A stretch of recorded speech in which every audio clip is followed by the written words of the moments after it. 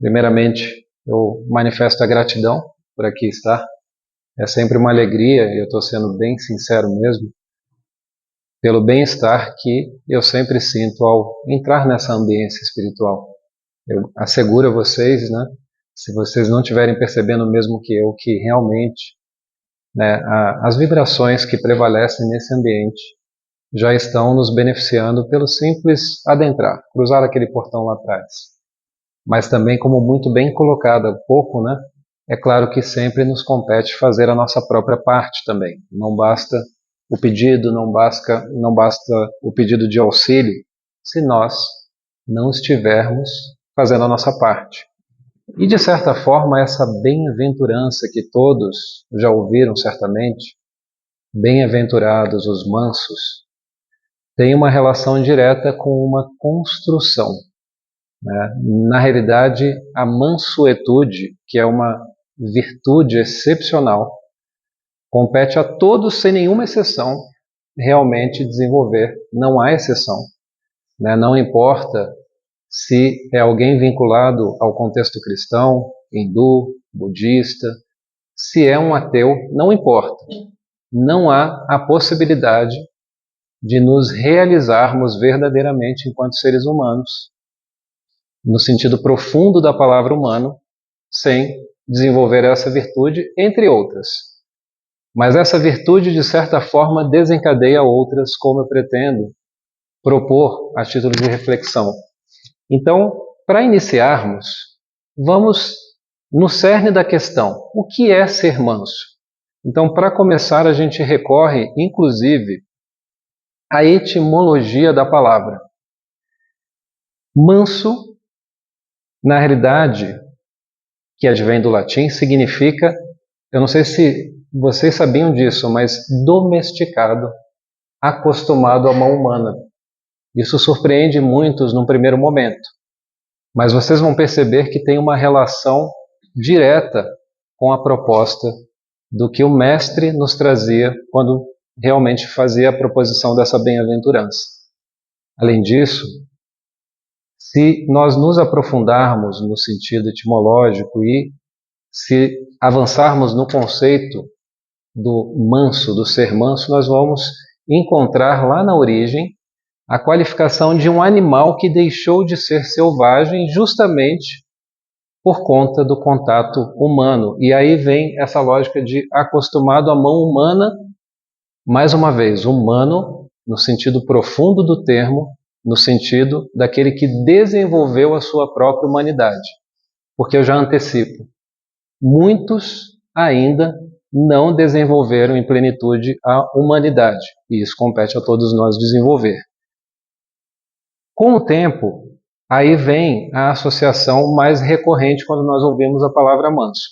Nós vamos ter, inclusive em dicionários, essa significação de docilidade, gentileza, que é outra virtude diretamente relacionada à mansuetude, a calma e a não violência.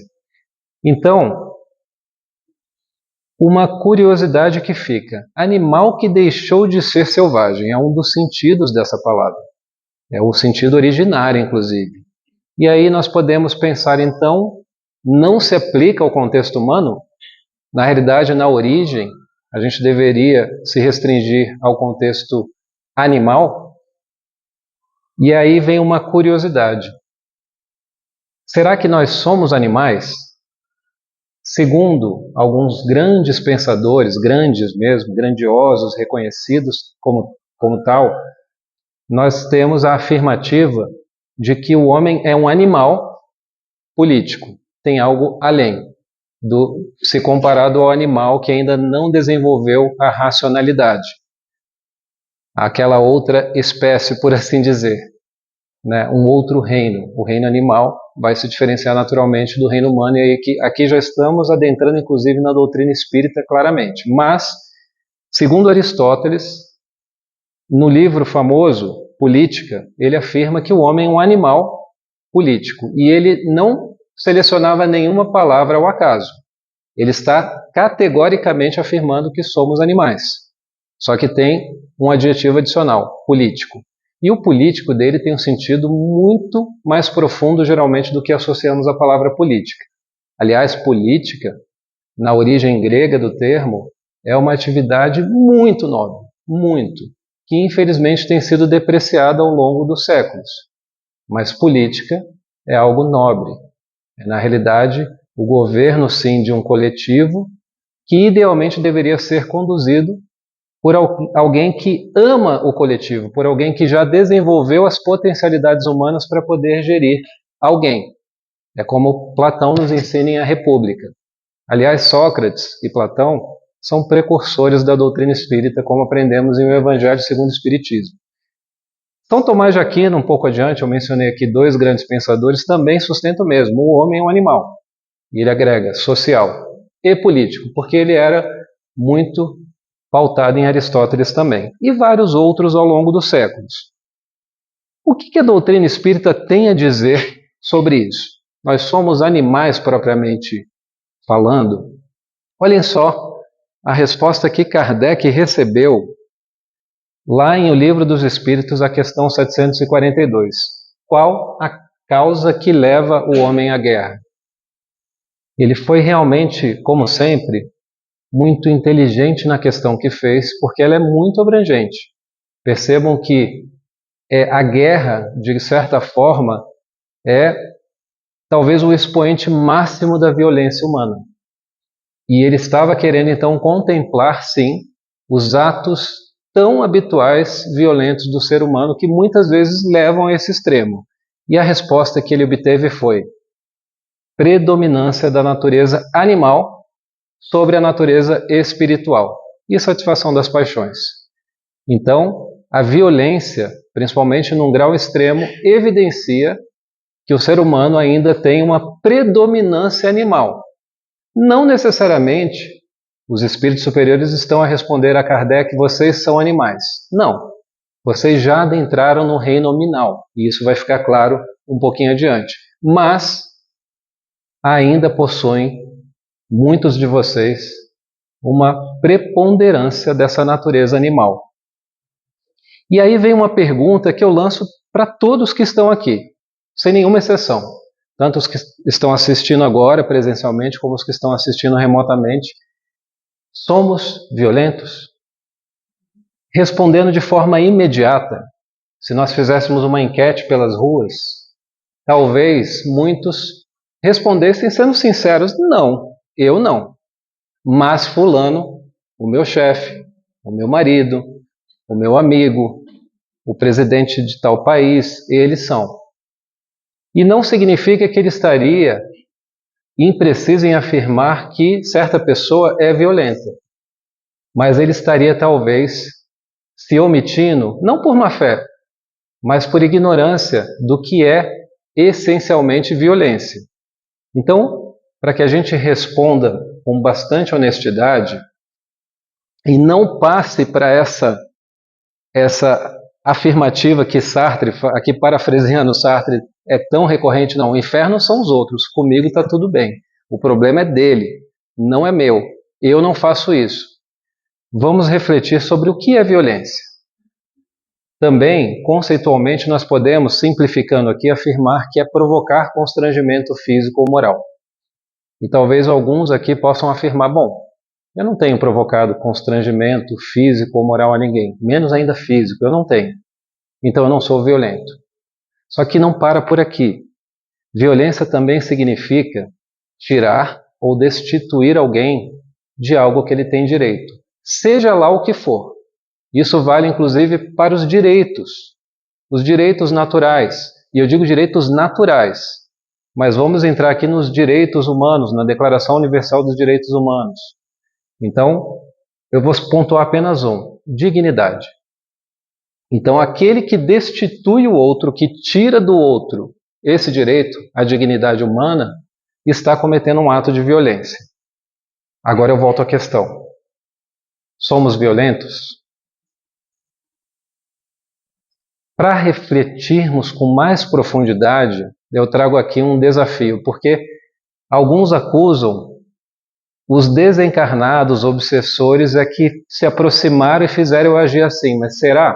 eu trago essa imagem e pergunto: quem nunca, ao entrar no carro, sobretudo quando está dirigindo, não, em algum momento, porque foi fechado ou porque aquele está andando numa velocidade inferior ao que eu gostaria, não necessariamente abaixo da via, às vezes ele está na velocidade da via, mas nós gostaríamos de nos manter no dobro da velocidade da via. E o que nós sentimos quando nós somos obrigados a frear significativamente porque alguém às vezes se jogou na frente na velocidade da via, por exemplo. Então, não há necessidade, para pensarmos na expressão da violência em nós, chegarmos às vias de fato como essas imagens sugerem. Afinal, como espíritas, muitos aqui já aprenderam com Emmanuel e com André Luiz que nós somos responsáveis por uma psicosfera que nos circunda a todo instante. E como que ela é constituída? Como que ela é construída? Pelos nossos pensamentos e emoções associados. Então essa é uma má notícia para quem não sabia. Se irritou, fica visível para muitos que têm olhos para ver. E você acabou de manchar a sua ambiência psicosférica. Xingou mentalmente, estejam certos. Vocês criaram uma forma pensamento, muitas vezes com uma forma horrenda, essa expressão é de André Luiz, inclusive, também dos teósofos, formas pensamento. Vocês criaram algo que é tangível no plano sutil e que, inclusive, se a vontade assim o direcionar, pode atingir a pessoa para a qual vocês estão direcionando. Então, eventualmente, no trânsito nós somos fechados e já conseguimos conquistar algum domínio sobre as emoções ao ponto de não abaixar o vidro e xingar ou gesticular, mas dificilmente temos um controle absoluto ao ponto de nada expressar mentalmente. Pensamentos e sentimentos. Essas expressões geralmente não são pacíficas quando elas vêm. E no final das contas nós vamos pensar, isso é da natureza humana? Neste estágio em que a maior parte de nós se encontra, sem dúvida é preponderância do quê? Ainda da animalidade, que é uma herança de todos nós, conforme veremos. Só que alguns ainda podem falar, não, eu consigo manter o controle, eu não me irrito mais quando me fecham, quando se colocam na minha frente dificultando o meu trânsito, eu não. Então, mais uma imagem para reflexão.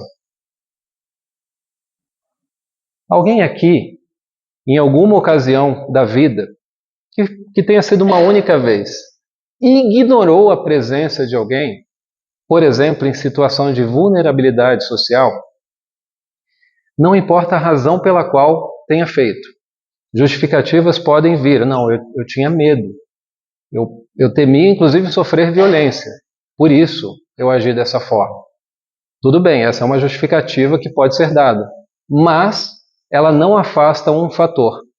Ao ignorar a presença de um ser humano que se dirige a nós, nós estamos atentando, queiramos ou não, contra a dignidade humana dessa pessoa. Eu não sei se vocês já ouviram falar de um fenômeno que a sociologia, a psicologia social também, qualificou como invisibilidade social e também humilhação social. São dois fenômenos que se associam e nós temos alguns exemplos no contexto da ciência de pessoas que ilustraram muito bem isso. Eu vou citar apenas um, saindo da seara espírita. Um pesquisador da USP se vestiu de gari e realmente passou a trabalhar como gari da USP com colegas garis que passaram a ser então os colegas de trabalho dele no dia a dia. Ele era um estudante. Isso começou, acho que na graduação dele, e foi pelo mestrado e doutorado também. Era observação participante, uma técnica que advém da antropologia. Mas aí ele não só estabeleceu uma relação de muito afeto com aqueles colegas de trabalho, como ele percebeu que por exercer essa atividade que é digna e extremamente necessária para todos nós, ele se tornava invisível, misteriosamente. Um professor que até então o admirava, não conseguia enxergá-lo perante um bom dia quando eles cruzavam no corredor, se ele estivesse com o uniforme de gari. Um boa tarde também não era respondido.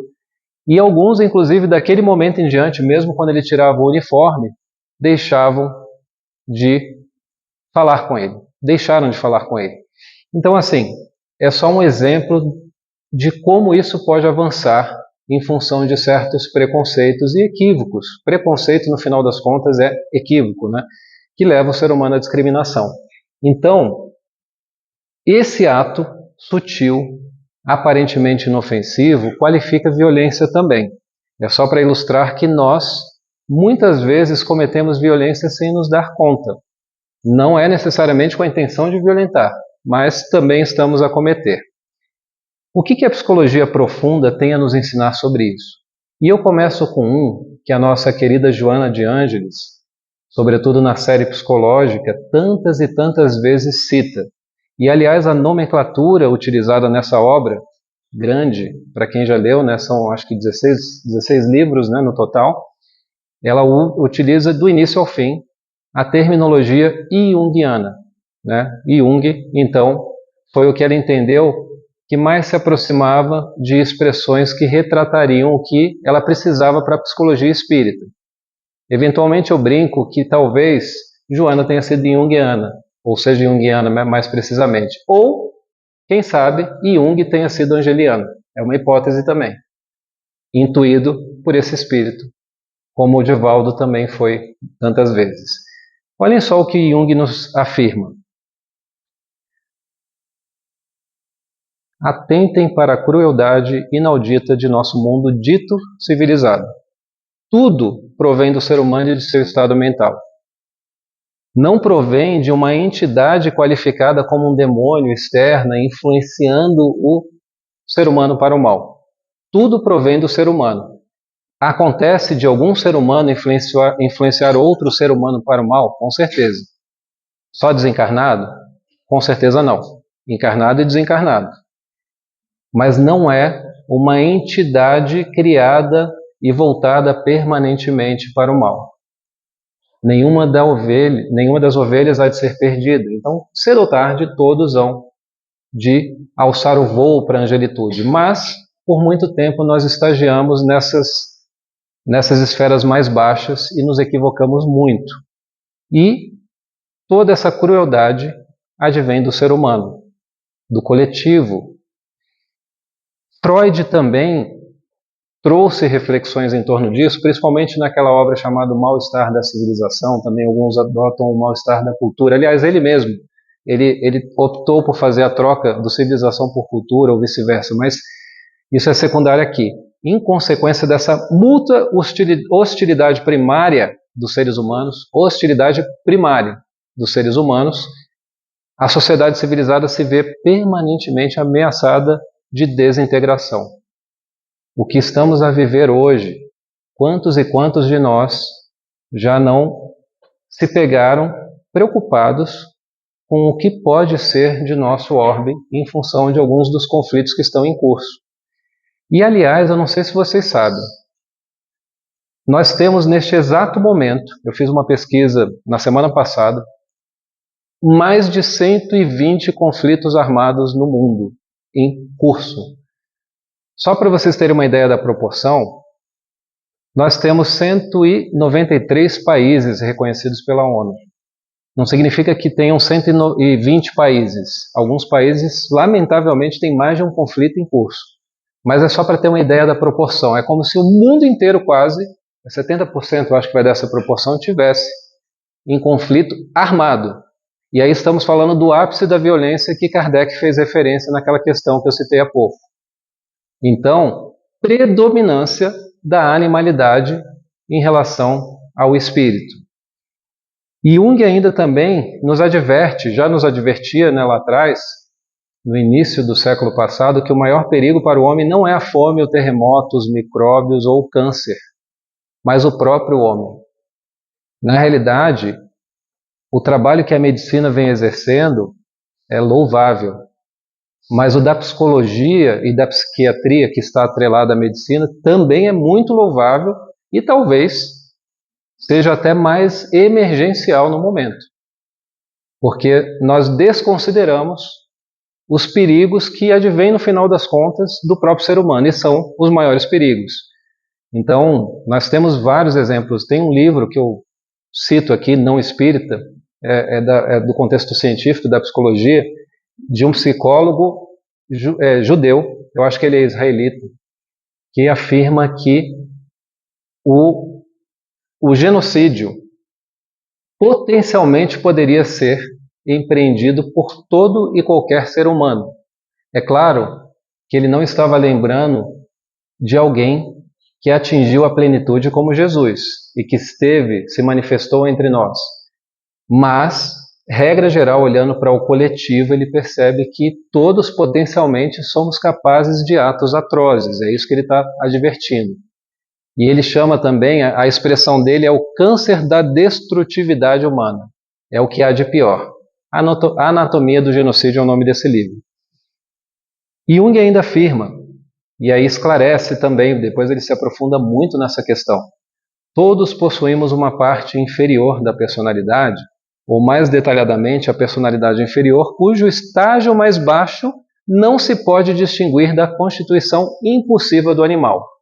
E aqui vem uma intuição assim excepcional, porque Jung, como cientista, embora estudasse muito a fundo as religiões e o espiritualismo, ele não aceitava nenhuma afirmativa que não pudesse ser de alguma forma comprovada à luz da ciência, até porque ele seria ainda mais rejeitado, porque ele é rejeitado. Ele estava um pouco à frente, continua à frente do tempo, eu diria, mas seria ainda pior. Então ele percebeu que a parte mais inferior da nossa personalidade não pode se distinguir da constituição impulsiva, ele está falando de instinto, particularmente do instinto agressivo, presente nos animais. E aí, um convite para a gente concluir a resposta da pergunta se somos violentos é que seja atirada a primeira pedra, que podem atirar mesmo, aquele que nunca foi egoísta e orgulhoso. Daí advém todos os males da humanidade, como aprendemos também com a doutrina espírita. As duas chagas da humanidade, o orgulho e o egoísmo. E aí vem, em efeito cascata, uma série de outras. Aqui eu só cito algumas. Quem nunca foi rancoroso em algum momento da vida? Quem nunca teve inveja de algo, mesmo que tenha mascarado essa inveja? Ou que tenha afirmado que era uma inveja branca, né? Enfim. Quem nunca foi intolerante para com alguém? Esse eu sei que não. Ciúmes, ninguém nunca sentiu. Maledicente, então, certamente ninguém aqui. Nunca falamos, nunca maldissemos. Aliás, esse é um dos grandes males presentes em nossa humanidade. E que vocês não fazem ideia. Eu estou falando com base em experiências em pesquisa que realizei no contexto da psicologia do trabalho. Dos males que isso tem ocasionado. No contexto das instituições, das organizações, das empresas, a maledicência corre solta nas chamadas rádios corredor. E ela tem gerado muito prejuízo psíquico, mas muito. E por consequência econômico também. E tem sido ainda desconsiderada e menosprezada por equívoco das empresas que deveriam estar atuando para a formação do ser humano no que toca a valores. Porque a maledicência é uma evidência do quê? Como todos esses outros aqui, da violência ainda muito patente em todos nós. Então, tudo está perdido. O ser humano é inerentemente violento e assim permanecerá. Será? Felizmente, nós temos as luzes da doutrina espírita para acalmar um pouco o coração e nos ensinar um pouco sobre essa questão. Eu não sei se todos aqui têm plena clareza sobre o que a doutrina explica acerca desse orbe. É um mundo de provas e expiações. Nós temos atrás de nós apenas os mundos primitivos e à nossa frente tem vários estágios ainda. Né? O próximo seria o mundo de regeneração, que estamos caminhando estamos num processo de transição, mas naturalmente esse processo é muito mais lento do que muitos gostariam que fosse. mas está em curso, e felizmente para nós, porque senão certamente a maioria estaria fora dessa possibilidade de embarcar no mundo de regeneração.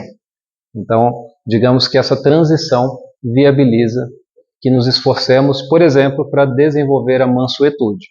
Mas olha só o que a doutrina, então, nos traz. Os espíritos, com E maiúsculo, são a individualização do princípio inteligente, que Kardec qualifica como espírito com E minúsculo. E por mais que isso não fique tão explícito, está espaçado e disseminado em mais de um ponto da codificação e na Revista Espírita. Na questão 79 de O Livro dos Espíritos, ele já deixa isso mais ou menos claro. Em A Gênese ele aprofunda bastante.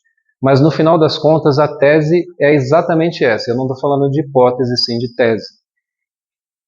O espírito, com E minúsculo, ou princípio inteligente, vai estagiar por milhões e milhões de anos em outros reinos que não o humano, para um dia chegar à chamada individualização e então se tornar espírito com E maiúsculo. E somente então a razão há de gradativamente se desenvolver, o livre-arbítrio passará a ser exercido, mas até então o princípio inteligente passa nessa sequência pelo reino mineral, pelo vegetal, pelo animal, para somente então chegar no hominal. Opa, o que antecede o hominal é o animal.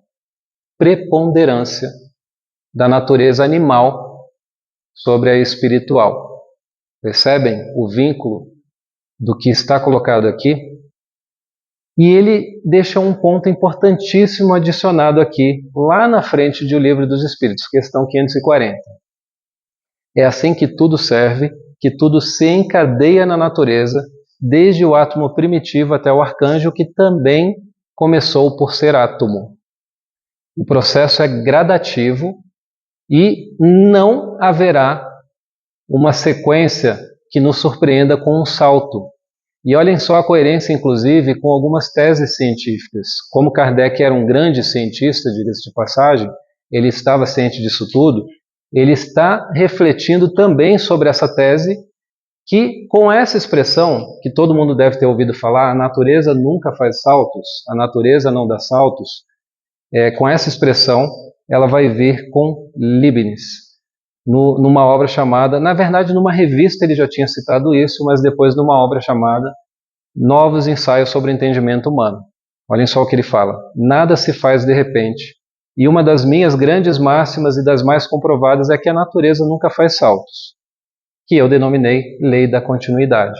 Kardec estava intimamente associado com isso e, obviamente, validado pelos espíritos superiores. Então, o processo é muito gradativo.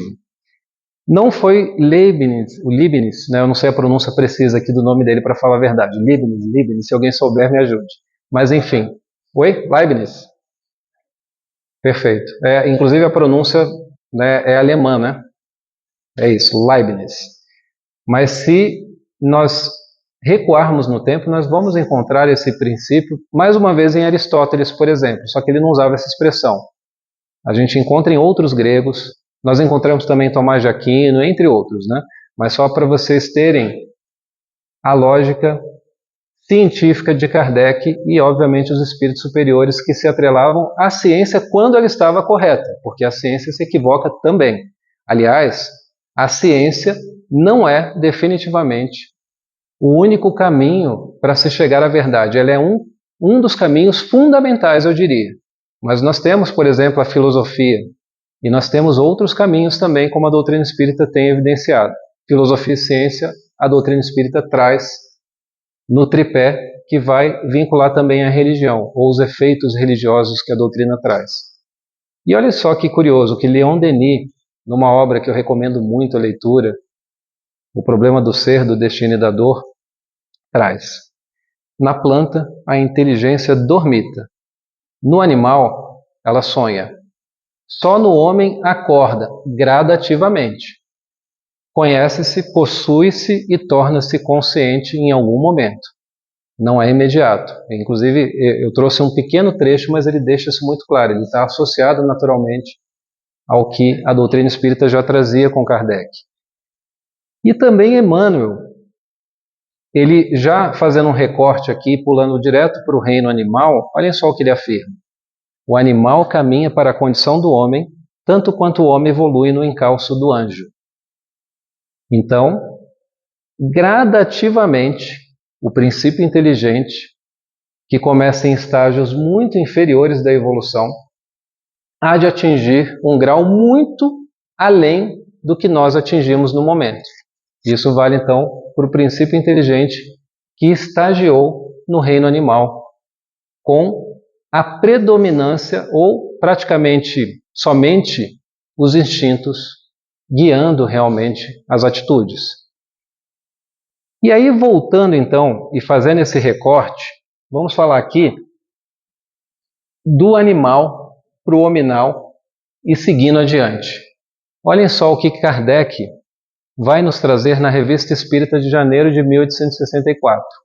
E percebam, estamos explorando isso tudo para mostrar o porquê a doutrina espírita está a afirmar que a maior parte de nós ainda não atingiu essa virtude chamada mansuetude, pela predominância da natureza animal.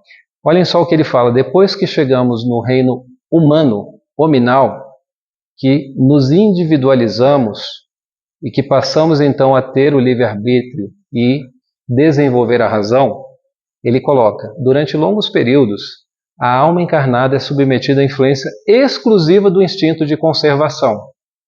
A violência reina nesse momento.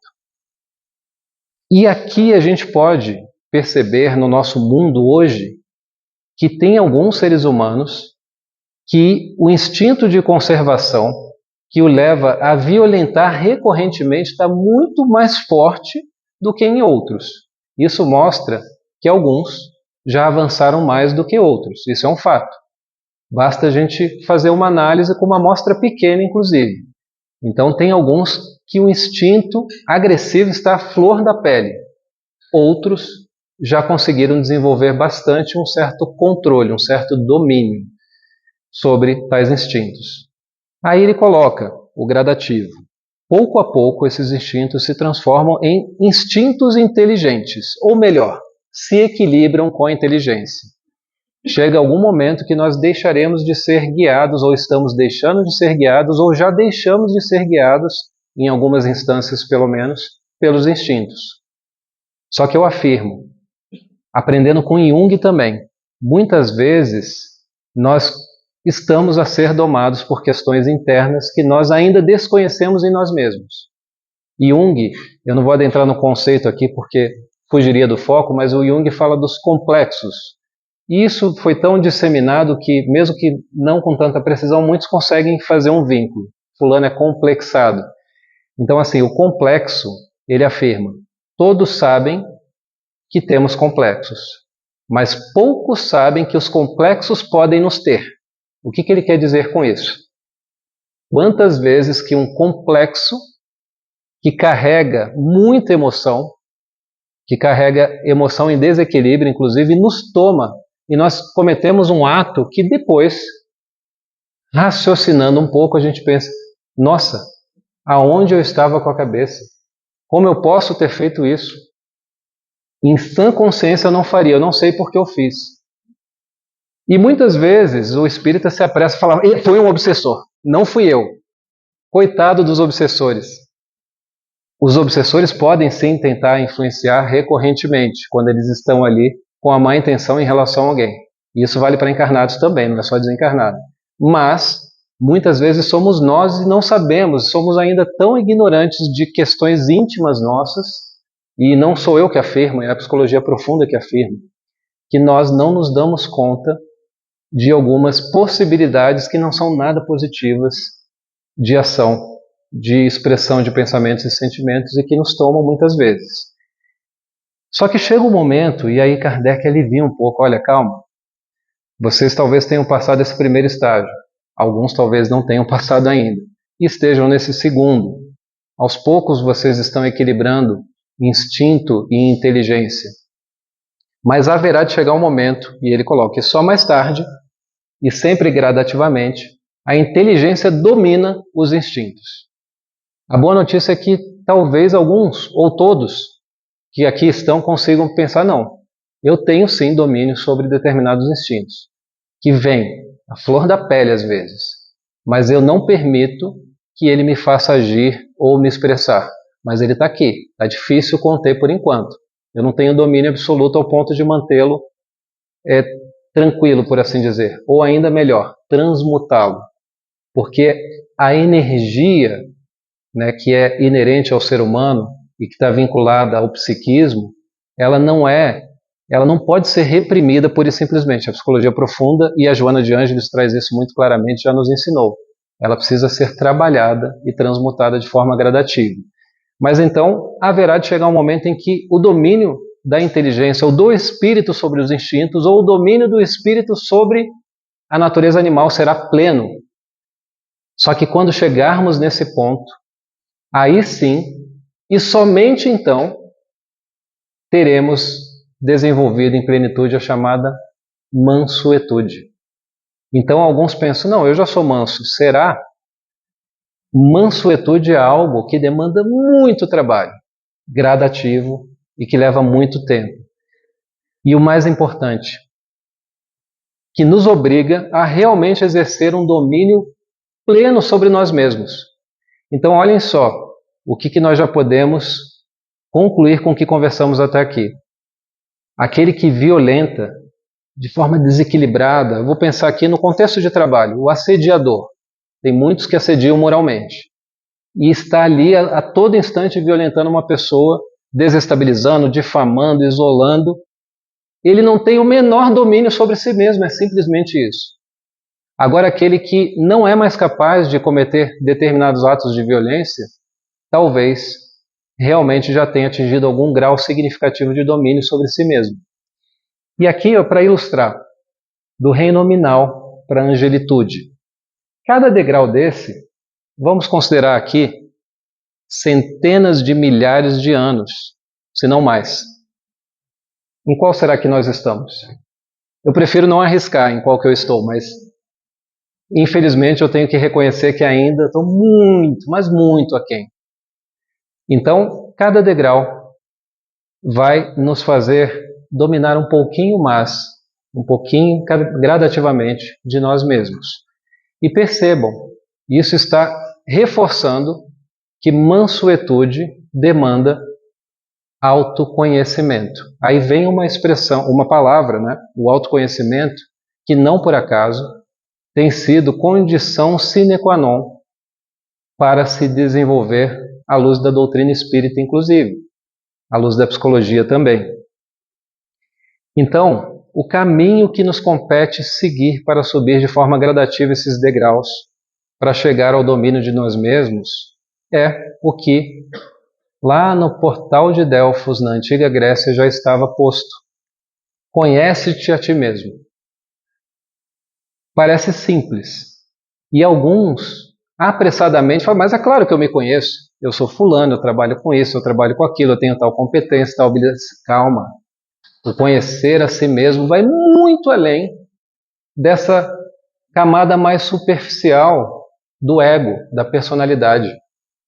Demanda um mergulho interior que não bastará em uma única vida para ser realizado em plenitude. Isso eu posso assegurar. Felizmente, nós já aprendemos com a doutrina espírita, assim como outras doutrinas e religiões, que temos essa felicidade de poder se desenvolver não apenas em 80, 90, 50 anos. Nós temos séculos, milênios. Não fosse assim, o que seria de nós? Né? Aonde pararíamos? Jamais nós teríamos um manso em mundo algum que fosse se não tivesse essa sucessão de vidas que inclusive são solidárias entre si, como aprendemos com a doutrina espírita. O que fizemos em reencarnações anteriores, quando gerou um desequilíbrio, inevitavelmente vai se manifestar nessa presente reencarnação ou um pouquinho à frente. Porque aí vem também a bondade absoluta da inteligência suprema, que naturalmente distribui isso por alguns que estão vinculados e já conseguiram essa união para saber qual é o caminho para o bem e vão dosando. A vida conspira sempre em nosso favor, mesmo quando ela traz dor, não tem exceção. Então, a dor realmente nos leva adiante. Não fosse a dor, muitas vezes nós ficaríamos inertes por séculos. A dor pode nos impulsionar em meses, em dias, em anos, mas se não fosse ela, séculos, milênios até. Mas o conhece-te a ti mesmo, então, foi considerado mais uma vez pelo nosso codificador. Lá na questão 919A de O Livro dos Espíritos, ele traz uma questão que é já bem famosa, felizmente, só que não tão praticada, infelizmente. Não tão praticada, eu afirmaria. Ele afirma o seguinte, se dirigindo aos espíritos superiores: conhecemos toda a sabedoria desta máxima, conhece-te a ti mesmo. Porém, a dificuldade está precisamente em cada um conhecer-se a si mesmo. É verdade, é muito difícil. Como eu coloquei há pouco, certamente uma vida não basta. Qual o meio de consegui-lo? E aí quem respondeu? Santo Agostinho traz a resposta. Eu vou fazer pequenas extrações para aqueles que não tiveram oportunidade, mas a sugestão é: leiam a questão na íntegra, reflitam sobre ela e, o mais importante, tentem segui-la, porque faz diferença e ajuda realmente nesse processo de autoconhecimento. Então, olha só o que vem como resposta para Kardec e para todos nós, naturalmente. Ao fim do dia, interrogava minha consciência, passava revista ao que fizera e perguntava a mim mesmo se não faltara a algum dever, se ninguém tivera motivo para de mim se queixar. Vamos aqui fazer uma pausa e refletir.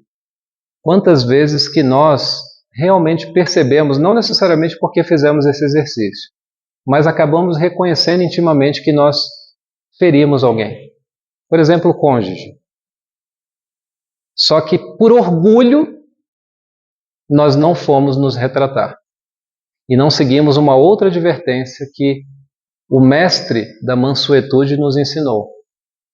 Antes de irdes ao altar orar, se algum dos seus irmãos tiver algo contra vós, vá até ele, se reconcilie e somente então volte para fazer a sua oferenda, para fazer a sua prece.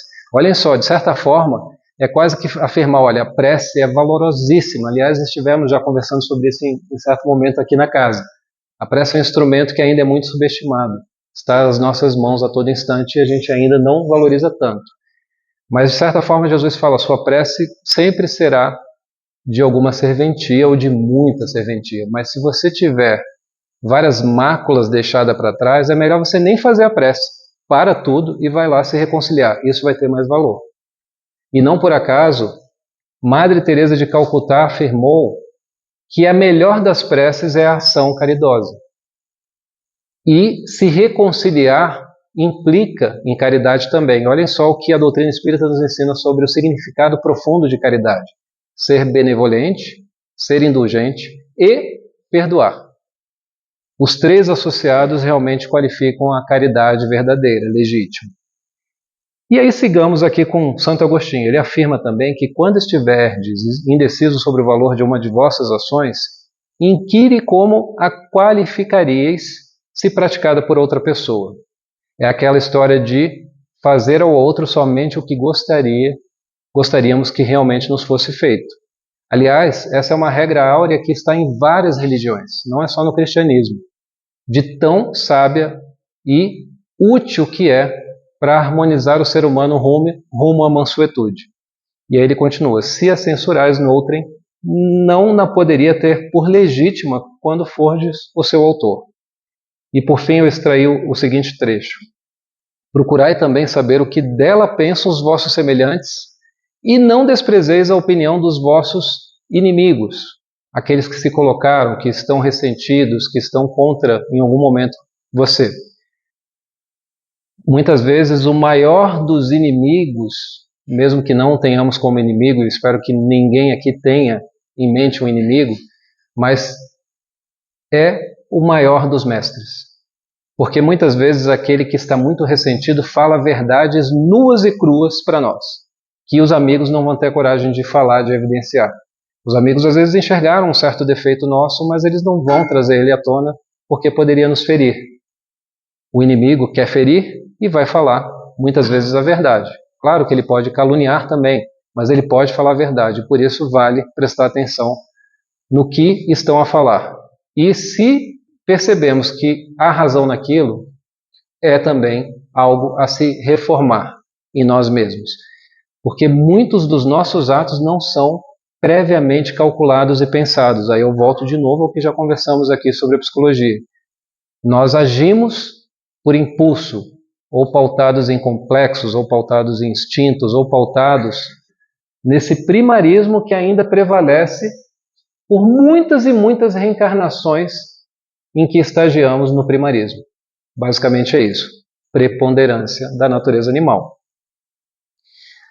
Mas ainda antes de atingir a angelitude, o homem, quando enfim adquire domínio sobre si mesmo, ele se torna manso. Então olhem só, gente, como é difícil se tornar verdadeiramente manso no sentido que Jesus nos traz na bem-aventurança. É exercer domínio sobre as nossas emoções, os nossos pensamentos. Mas é um convite que ele faz. Comecem a trabalhar desde já. Ele, talvez estejamos um pouquinho atrasados, né? Já tem 2000 anos aproximadamente, né? Mas nunca é tarde, porque a bondade absoluta nos permite sempre uma nova oportunidade. E aqui estamos com uma oportunidade ímpar para refletir em conjunto sobre isso. E eu me coloco em primeiro lugar, eu sou o primeiro a ter que perseguir isso. E refletindo, vamos buscar a mansuetude, desenvolvê-la. Mas o que vai distinguir o homem manso? E aí a doutrina espírita vai nos responder nessa obra aqui, Jesus no Lar. Foi uma psicografia do Chico pelo espírito Neio Lúcio. Olhem só o que ele está tratando justamente desse contexto. O mestre, junto com os discípulos, desceu do monte, tinha acabado de promulgar, eu estou afirmando promulgar mesmo, essas leis maiores para a nossa plenitude enquanto seres humanos, e ele lançou essas leis que compete a todos buscar, e aos discípulos que também ainda tinham muita preponderância da natureza animal, se chocam com algumas das bem-aventuranças, e uma delas foi justamente essa da mansuetude. Mas como assim? Bem-aventurados os mansos, particularmente Judas e Pedro. Então também recomendo a leitura, é o capítulo 17 dessa obra, mas nós vamos aqui explorar os traços que Jesus traz na resposta a eles, para vencer essas objeções que eles trouxeram, e esclarecer o que ele entende por manso. Então olhem só, ele afirma, todos se equivocaram. Na verdade, Pedro e Judas se manifestaram e os outros foram meio que solidários a esses dois, evidenciando que também não tinham compreendido. Ele, vocês todos estão equivocados. O que eu exaltei nessa bem-aventurança foi a cortesia de que somos credores um dos outros. A cortesia de que somos credores um dos outros. E ele não está distinguindo aqui o próximo ou mais próximo. É de todos os outros. E aí ele continua. Bem-aventurados os homens de trato ameno que sabem usar a energia construtiva entre o gesto de bondade e o verbo de compreensão, reforçando essa questão da cortesia. E ele segue. Bem-aventurados os filhos do equilíbrio e da gentileza. Olhem a sabedoria. Mansuetude demanda essa domesticação interior para que a preponderância que vai realmente reinar por longo tempo da nossa natureza animal vá perdendo a força até que passe a preponderar o espírito, que somos essencialmente. Todos são espíritos. E em essência nós temos as virtudes aqui dentro já, só que elas precisam germinar, elas precisam florescer. Aliás, essa ideia também se associa à teoria das ideias de Platão, um dos precursores da doutrina espírita. Ele afirma que tudo está dentro já. Nos compete fazer germinar o que tem de bom. Então, filhos do equilíbrio, ou seja, aquele que realmente já está conseguindo equilibrar a inteligência e instinto e conseguir algum domínio sobre si mesmo, e da gentileza, portanto. E aqui eu faço também um parênteses interessante. Eu não sei se vocês já buscaram, por curiosidade, as origens também dessa palavra gentileza. Gen tem um significado o indo-europeu de fazer germinar, nascer. E se você seguir na acepção da palavra gentileza, você vai ver que é a expressão de virtudes nobres, de valores. Então, fazer germinar virtudes. Ser gentil nos ajuda a desenvolver a mansuetude, nos ajuda a nos desenvolver enquanto seres humanos no sentido real do termo. É isso. É aquele que deixa de ser animal preponderantemente, trazendo ainda essa herança de um reino anterior, para ser verdadeiramente humano. Então, bem-aventurados os filhos do equilíbrio e da gentileza que aprendem a negar o mal, sem ferir o irmão ignorante que o solicita sem saber o que pede. E ele segue, nesse mesmo parágrafo, colocando: abençoados os que repetem 1000 vezes a mesma lição sem alarde, para que o próximo lhes aproveite a influenciação na felicidade justa de todos. Ser gentil e sempre pautado já nesse equilíbrio desenvolvido. E por fim extrair esse trecho. Bem-aventurado, posso afirmar verso também. Bem-aventurados aqueles que sabem tratar o rico e o pobre, o sábio e o inculto, o bom e o mal, com um espírito de serviço e entendimento, dando a cada um de conformidade com seus méritos e necessidades, e deixando sinais de melhoria, de elevação, bem-estar e contentamento por onde cruzam. Isso tudo está qualificando o que é ser manso. Então percebam que não é tão simples, não é só um estado de passividade. Muito pelo contrário, demanda muita ação. Sobretudo, em primeiro lugar, íntima. Demanda um domínio sobre si mesmo para então conseguir se relacionar de forma adequada com os demais. E olhem só que curioso, ele está colocando aqui: bem-aventurados aqueles que sabem tratar sem discriminar. E eu não sei se vocês sabem que discriminar significa tratar com diferença e, com isso, destituir alguém de algo que ele tem direito. É violência. Logo, discriminação é violência, porque violência é destituir o outro de algo que ele tem direito. O que a discriminação traz adicionalmente é: esse eu vou violentar, esse não, esse eu vou, esse não. É basicamente isso. Então, ele traz aqui claramente a não violência. E só para que a gente não deixe de trazer alguns elementos que também estão na Boa Nova, no Evangelho, ele está qualificando aquele que, quando atingir a mansuetude, vai expressar, todo aquele que expressar a mansuetude. Quando nos tornarmos mansos, nós não vamos mais nos encolerizar contra qualquer irmão que seja. E muito menos o trataremos com menosprezo, que é isso que ele está expressando aqui. Ainda, nós seremos capazes de perdoar infinitamente. Essa é a significação por trás do 70 vezes 7 vezes. Tem um significado simbólico. O Pedro pergunta: 7 vezes eu precisarei perdoar? E já pensando nisso é demais, né? Haja paciência de perdoar a pessoa errando no mesmo ponto comigo. 7 vezes? Não, Pedro. 70 vezes 7 vezes. É infinitamente. É isso que eu tenho a te propor aqui para que você realmente seja um homem manso.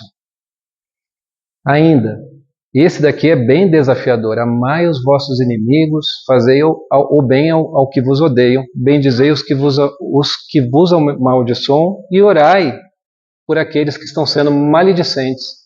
Estão às vezes espalhando calúnias a seu respeito, estão te difamando. Olhem só o desafio. Será que todos somos capazes de realmente, com um espírito de benevolência, de indulgência e de perdão, ou seja, caridoso, orar por aqueles que estão nos difamando, nos caluniando? Será que vamos conseguir evitar os sentimentos nada positivos em relação a essa pessoa? Mas quando nos tornarmos mansos, verdadeiramente seremos. É isso que Jesus traz. Oi, perfeito. É o finalzinho mesmo. Então, agora eu coloco aqui essa passagem que nos lembra o que um dos expoentes da não violência fez também em nosso mundo. Olhem só o que Jesus traz em 2 trechos para a gente então fechar. Embainha tua espada, pois todos os que tomam a espada morrem pela espada. E aí ele vai, inclusive, e cura aquele que tinha sido agredido por um dos apóstolos dele em defesa dele, que estava sendo preso.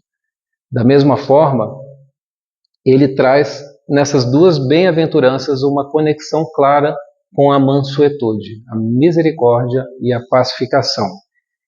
E ainda desafia todos a oferecer a outra face. E aqui eu trago então, para que a gente feche, um dos que num contexto não cristão foi um seguidor desses ensinamentos. Quem aqui lembra do nome de alguém que foi um dos grandes expoentes, ou o maior talvez, na nossa humanidade? Mahatma Gandhi. Então, para que a gente feche, eu deixo aqui para vocês verem que aqui nós encontramos alguém que atingiu a mansuetude. Ele afirmou, certa feita, que o Novo Testamento produziu uma impressão diferente, especialmente o Sermão do Monte, que foi diretamente ao meu coração. Foi esse sermão que me fez afeiçoar-me a Jesus. Ele era hindu, praticante a partir de certo momento do hinduísmo, seguiu o Bhagavad Gita, tinha como um livro realmente sagrado, mas se deparou com o Novo Testamento e se surpreendeu, ao ponto de, segundo Haroldo Dutra, numa palestra colocou, para a gente fechar, olhem só o que aconteceu, para quem não assistiu, eu compartilho agora. O Haroldo disse, eu não encontrei a fonte, mas confio no Haroldo, né, que deve ser legítima, que quando ele estava numa manifestação não violenta, pacífica, nas ruas da Índia, para evitar a continuidade do que a Inglaterra vinha fazendo, aquela colonização, ele foi esbofeteado por um soldado britânico, caiu no chão, se ergueu, passivo, tranquilo, sereno, levou outra bufetada, caiu no chão, se levantou pela terceira vez, levou uma terceira.